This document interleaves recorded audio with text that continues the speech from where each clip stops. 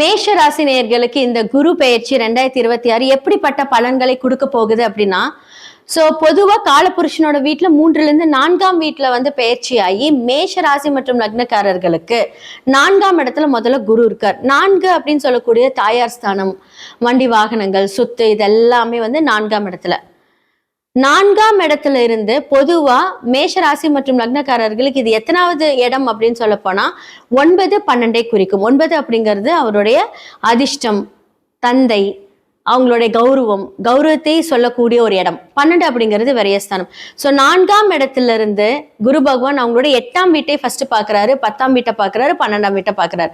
அப்ப 8, 10, 12 அப்படிங்கிறது கால்குலேட் பண்ணும்போது அவங்களுக்கு நிறைய அதிர்ஷ்டங்கள் கிடைக்க போகுது. 8 அப்படிங்கிறது தீரா கடனை குறைக்கக்கூடிய ஒரு காலம். நிறைய பேர் கடன் பட்டு இருந்திருப்பீங்க, இப்ப எல்லாமே கடன் அடையக்கூடிய ஒரு நல்ல காலம் வந்து வரப்போகுது அப்படின்னு சொல்லலாம்.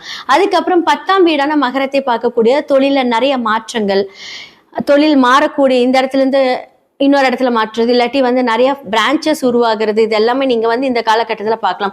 12 அப்படிங்கிறது விரயஸ்தானத்தை பார்க்கிறார். சுப விரயங்கள், வீடு கட்டுறதுக்கு, அதே மாதிரி வந்து நான் சொன்ன மாதிரி ஒவ்வொரு இடத்த நீங்க மாற்றும் போது அதுக்கான விரயங்கள், அது மூலியமாக ஒரு ஸ்டெப்ஸ், ஒரு ஃபார்வர்ட் அப்படின்னு சொல்லலாம். அப்ப 8ஆம் இடம் அப்படின்னு சொல்லக்கூடிய உங்களுடைய குடும்ப பிரச்சனைகள் எல்லாமே தீரப்போகுது. நிறைய பேருக்கு வந்து அவங்களுடைய கணவன் மனைவிக்கு இடையே இருக்கட்டும், குடும்பத்துல சொந்தக்காரங்க கிட்ட எல்லாம் பிரச்சனை இருந்திருக்கும். அதற்கு எல்லாமே ஒரு முடிவு காலம் இந்த காலகட்டம்.